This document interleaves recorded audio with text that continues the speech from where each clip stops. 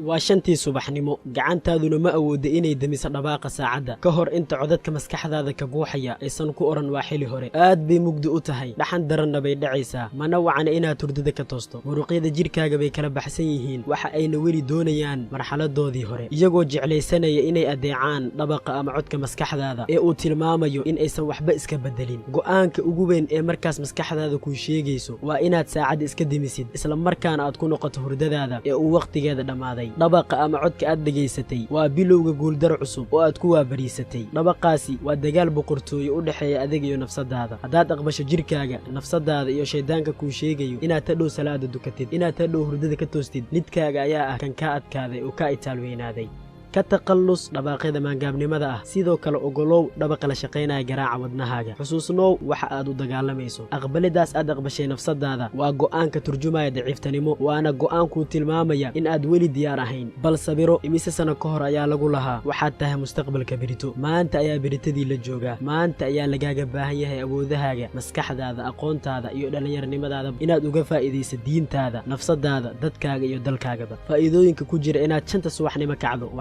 kicidda 5 subaxnimo waxay ku siinaysaa fursad aad ku nidaamin karta shaqadaadii oo aad uga faa'iidaysato waqtiga sidoo kale kicidda 5 subaxnimo waxay ku siinaysaa fursad aad ahdaaf ku samaysato kicidda 5 subaxnimo waxay ka saacidaysaa inaad shaqadaada u gudato sida ugu fiican ileen maskaxdaadu waxay ku jirtaa xilliga ugu fiican oo ay shaqayn karto waxna qaban karto nabigeena Muhammad sallallahu alayhi wasallam wuxuu yiri Allahumma ahsin li ummati fi bukuriha ilaahu ummadayda u barakay subaxeeda gelinka hore أحمد الشقير وحيري قار كمذا ذاتك وحي أسيحانيان سي أي قول أقريوضان هالك قارك كلنا أي أكعان سي أي قوشس وحقيجيان جبران خليل جبران أو شاعر عربيد إساقن وحيري الدنيا ملك لمن يستيقظ باكرا دونيدو وحي بقرطوي أتهي نينك الصبحي حلو هركعة المهم صبحي وحاكجرة خيرات فربضان والسلام عليكم ورحمة الله وبركاته